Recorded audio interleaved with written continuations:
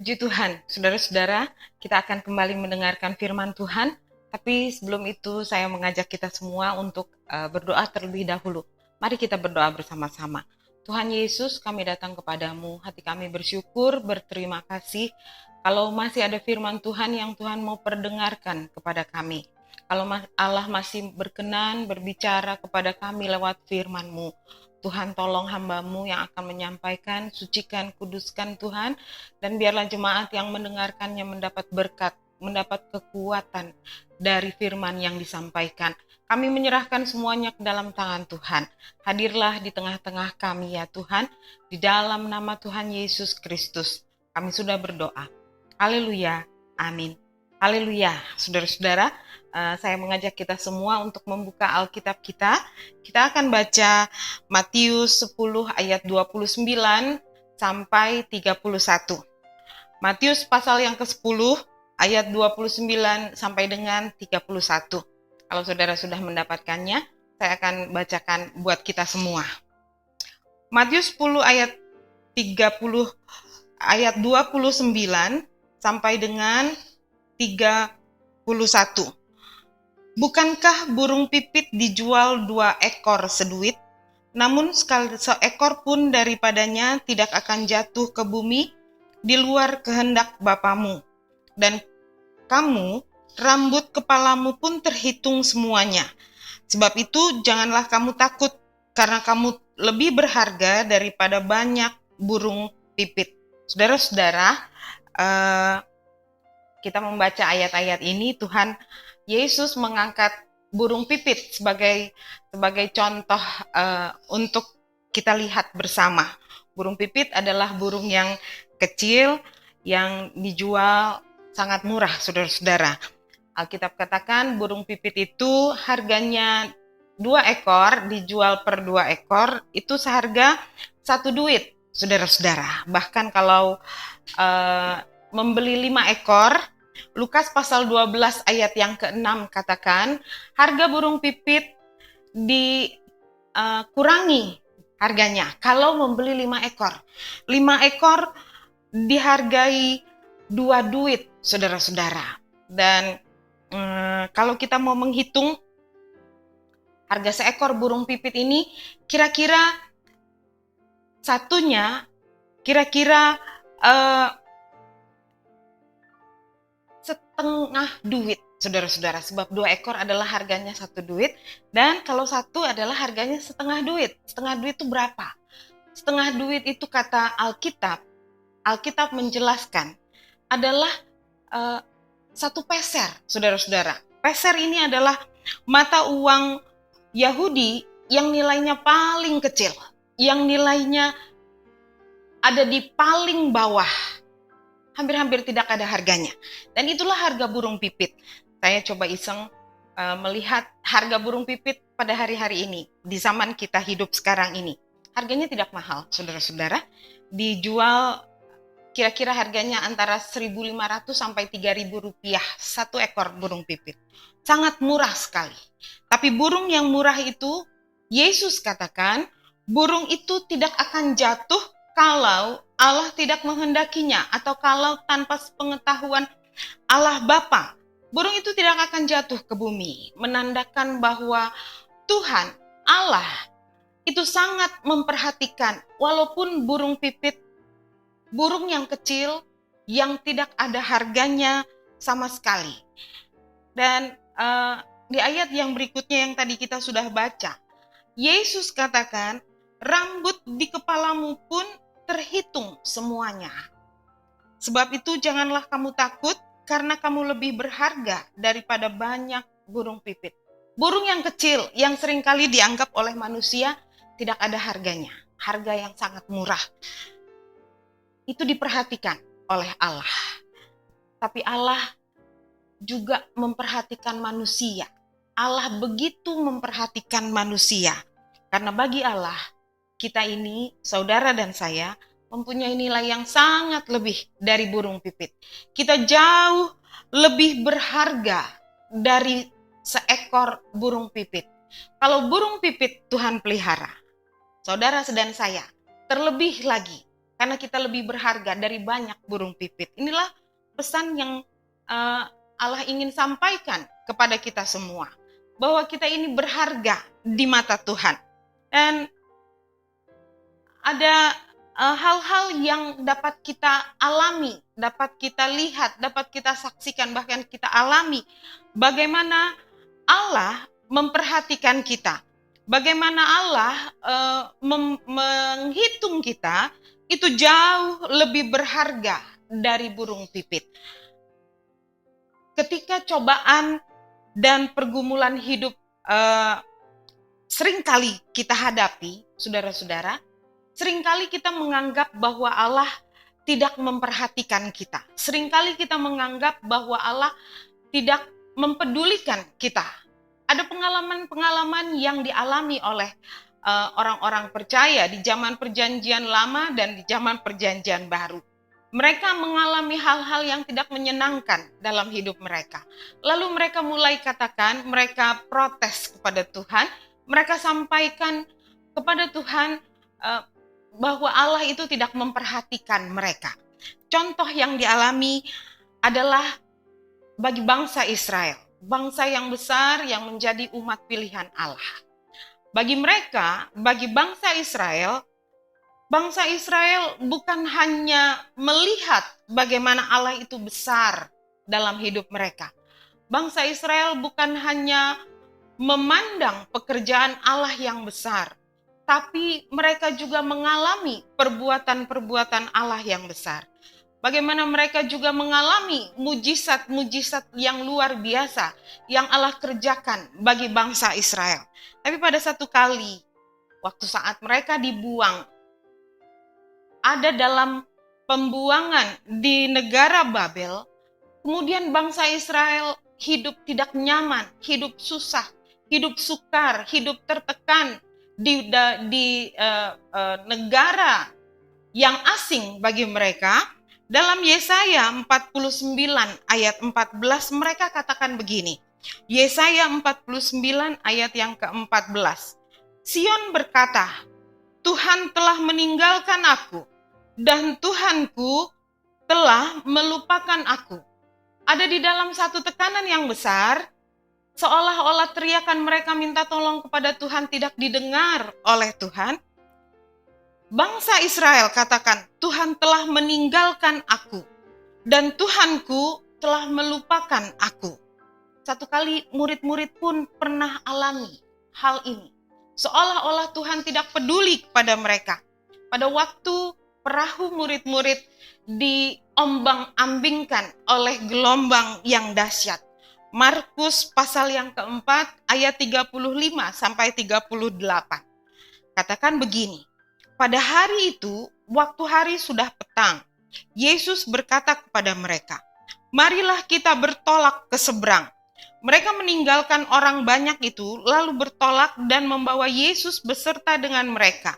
Dan perahu di mana Yesus telah duduk, dan perahu-perahu lain juga menyertai dia. Lalu mengamuklah taufan yang sangat dahsyat, dan ombak menyembur masuk ke dalam perahu, sehingga perahu itu mulai penuh dengan air. Pada waktu itu, Yesus sedang tidur di buritan di sebuah tilam. Maka murid-muridnya membangunkan dia dan berkata kepadanya, Guru, engkau tidak peduli kalau kita binasa? Murid-murid katakan kepada Tuhan Yesus yang saat itu sedang tidur, saudara-saudara, tidur yang seolah-olah tidak terganggu oleh angin ribut, gelombang yang besar, air yang mulai masuk ke dalam perahu. Yesus tetap tidur dengan tenang. Murid-murid kemudian membangunkan Yesus. Murid-murid katakan, Guru, engkau tidak peduli kalau kami binasa? Apakah engkau benar-benar tidak peduli kalau kami binasa? Saat bangsa Israel hidup dalam tekanan, saat murid-murid merasa ditinggal atau merasa Tuhan tidak peduli kepada mereka, apakah benar-benar Tuhan tidak peduli kepada orang-orang percaya? Kepada orang-orang yang selalu berharap kepada Tuhan? Yesaya 14 ayat 15 sampai 16. Tuhan Yesus Allah menjawab bangsa Israel pada saat mereka ada dalam pembuangan. 49 dari kitab Nabi Yesaya ayat 15 sampai 16 katakan, Dapatkah seorang perempuan melupakan bayinya, sehingga ia tidak menyayangi anak dari kandungannya? Sekalipun dia melupakannya, aku tidak akan melupakan engkau. Lihat, aku telah menuliskan engkau di telapak tanganku. Tembok-tembokmu tetap di ruang mataku. Haleluya. Allah menyatakan, pada saat bangsa Israel katakan, Tuhanku telah melupakan aku. Allah menjawab. Allah menjawab dengan satu pernyataan yang sangat mengherankan. Dapatkah seorang perempuan melupakan anaknya? Kalaupun ada seorang perempuan yang dapat melupakan anaknya, Allah tidak akan melupakan orang-orang pilihannya. Bahkan nama-nama mereka telah ditulis di telapak tangannya. Tidak ada satupun yang Allah lupakan. Tidak ada satupun yang Allah abaikan. Jawaban dari Tuhan Yesus kepada murid-murid pada saat mereka bertanya, Guru, apakah engkau tidak peduli kalau kami binasa? Yesus memberi jawab seperti ini. Markus 4 ayat 39-40. Ia bangun, menghardik angin itu, dan berkata kepada danau itu, diam, tenanglah. Lalu angin itu reda dan danau itu menjadi teduh sekali. Lalu ia berkata kepada mereka, mengapa kamu begitu takut? Mengapa kamu tidak percaya? Saudara-saudara, terbukti Allah kita adalah Allah yang peduli pada kita. Allah yang sendiri menyatakan lewat firman-Nya bahwa Dia adalah Allah yang peduli. Percaya saja, Allah kita peduli. Allah kita menghargai kita setinggi-tingginya, melebihi apapun juga. Kalau burung pipit saja Allah pelihara, apalagi manusia. Bahkan Dia rela menyerahkan hidupnya bagi orang-orang yang mau percaya kepadanya. Tapi pernah satu kali, saudara-saudara, sepertinya Allah tidak peduli kepada manusia. Sepertinya Allah menganggap manusia tidak ada harganya apa-apa. Dalam Kejadian pasal yang ke-6 ayat 5-7. Ketika dilihat Tuhan bahwa kejahatan manusia besar di bumi dan bahwa segala kecenderungan hatinya selalu membuahkan kejahatan semata-mata, maka menyesallah Tuhan bahwa Ia telah menjadikan manusia di bumi dan hal itu memilukan hatinya. Berfirmanlah Tuhan, aku akan menghapuskan manusia yang telah kuciptakan itu dari muka bumi, baik manusia maupun hewan dan binatang-binatang melata dan burung-burung di udara, sebab aku menyesal bahwa aku telah menjadikan mereka. Saudara-saudara, pernah satu kali Allah begitu menyesal telah menjadikan manusia, sehingga Allah bertekad, berjanji untuk membinasakan manusia. Allah menganggap seolah-olah manusia itu tidak ada harganya apa-apa di matanya. Mengapa? Ayat yang kelima menjelaskan kepada kita, ketika dilihat Tuhan bahwa kejahatan manusia besar di bumi dan bahwa segala kecenderungan hatinya selalu membuahkan kejahatan semata-mata. Pada saat hati manusia selalu membuahkan kejahatan semata-mata, pada saat hati manusia tidak peduli lagi kepada Allah, bahkan melupakan Allah, Allah menganggap manusia tidak mempunyai harga apa-apa di matanya. Allah sanggup untuk membinasakan manusia. Allah lebih mengasihi burung pipit daripada mengasihi manusia. Kalau hati manusia itu hanya membuahkan kejahatan saja. Tapi ada seorang pada zaman itu yang Allah simpan baik-baik. Allah begitu menghargai orang itu. Dia adalah Nuh. Hidupnya berbeda dari orang-orang sesamanya. Ayat 8-9 dari Kejadian pasal 6 ini katakan. Tetapi Nuh mendapat kasih karunia di mata Tuhan. Inilah riwayat Nuh.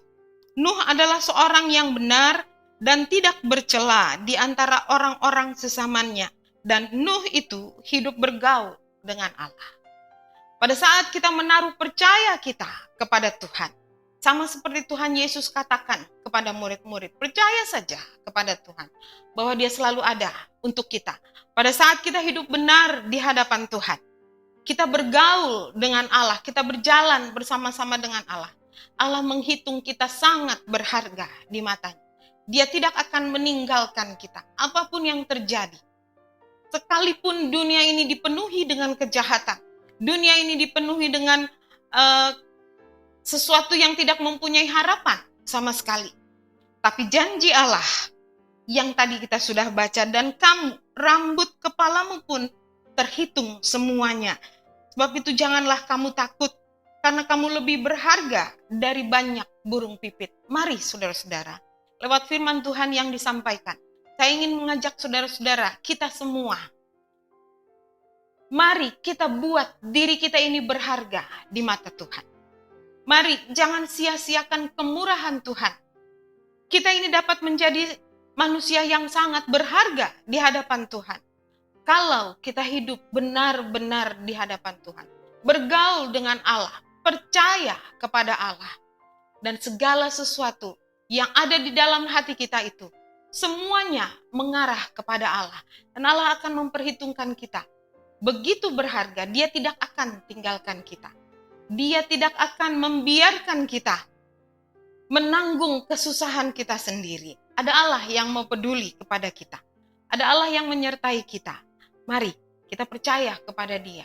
Di tengah kesusahan pun Dia ada bersama-sama dengan kita. Hidup kita untuk Tuhan, dan Tuhan pasti akan menyertai kita. Kita berdoa kepada Tuhan bersama-sama.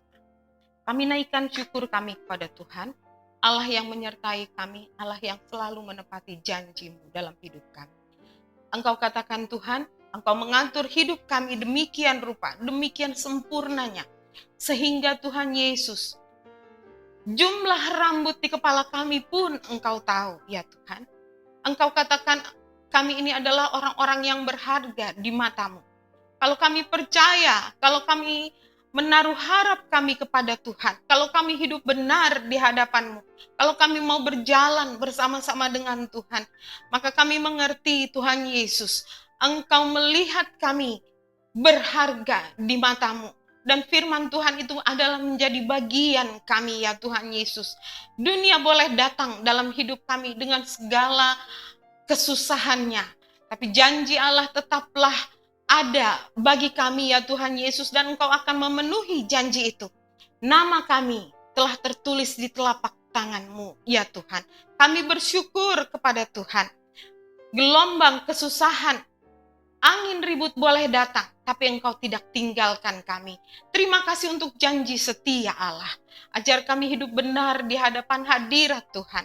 Ajar kami percaya sungguh-sungguh kepada-Mu. Dan nama Tuhan dipuji dalam hidup kami. Terima kasih ya Tuhan. Memberkati jemaat-Mu yang sudah mendengarkan firman-Mu ya Tuhan. Jadilah Tuhan Yesus firman-Mu ini dalam hidup kami ya Tuhan Yesus. Terima kasih ya Tuhan. Kami menyerahkan semuanya ke dalam tangan Tuhan. Di dalam nama Tuhan Yesus Kristus kami sudah berdoa. Haleluya.